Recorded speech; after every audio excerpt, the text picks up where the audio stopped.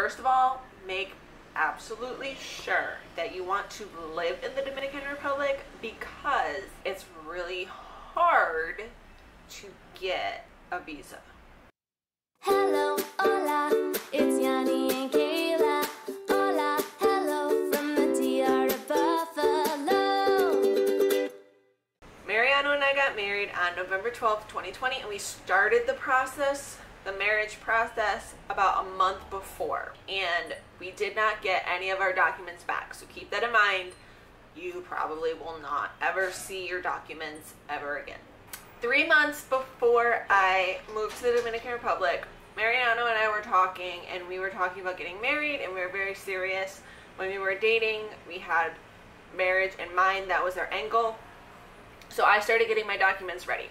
I just had 2 things that I needed to get ready, and I needed to get my certified copy of my birth certificate, because again, I figured I probably would never see it again, and I wasn't going to give my actual birth certificate to the government.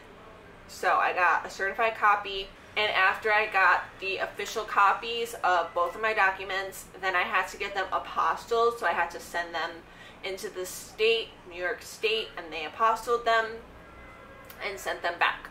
And I don't remember, I don't think they both came back in time. So I feel like 3 months was not enough time. I probably should have started the process like 4 months before I came.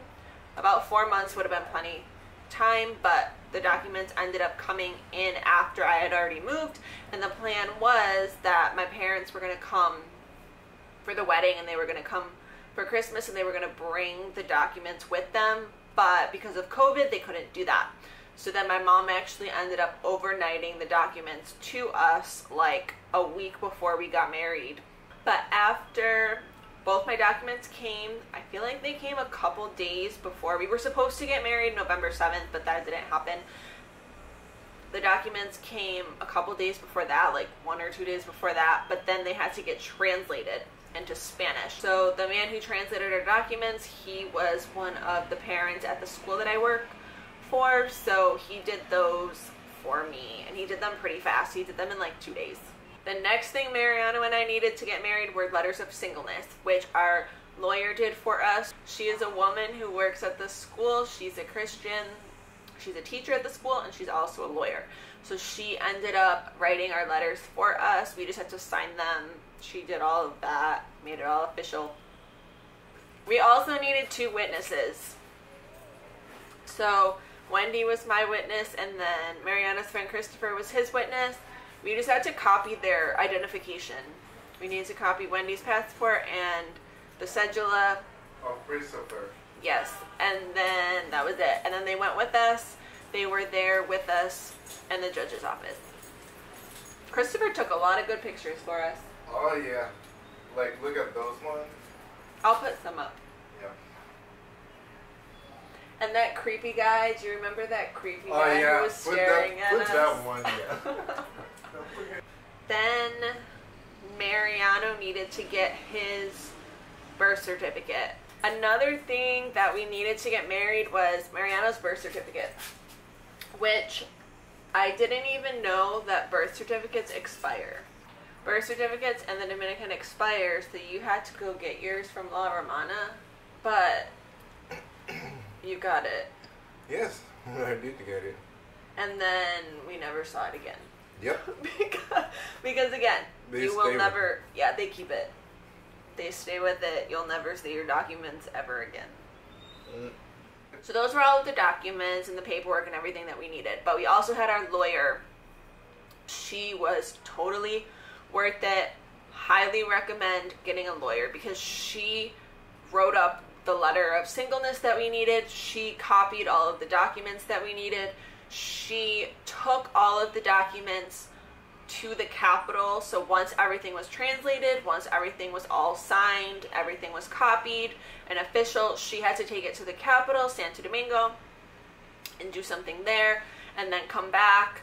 And then the next day she could schedule the appointment with the judge. And she scheduled the appointment with the judge at the courthouse for us. She handled everything for us. I don't know what we would have done without her. Once she scheduled the appointment with the judge, it was actually on a Thursday morning, because It was during the beginning of the pandemic, and the judges were not working on the weekends, so we couldn't get married on Saturday or Sunday.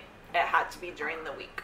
And also in the Dominican Republic, you can only get married in front of a judge. So you cannot get married at a church or outside somewhere. You have to officially get married with a judge. Now, the judge could go to your house. Like, there's another teacher at the school where she got married before I did, and the judge went to her house, but that costs more money.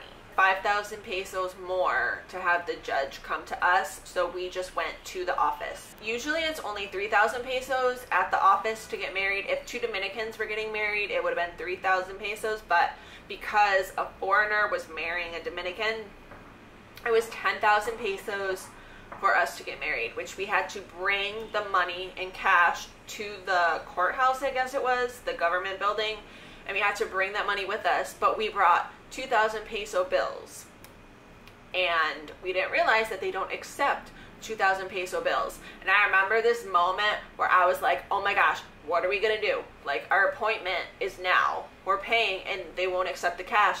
And I turn around, and Wendy's like, oh, I have money, and she just like whips out all these bills, like 500 peso bills and 1,000 peso bills, and she had just enough. She had brought 10,000 pesos in cash with her.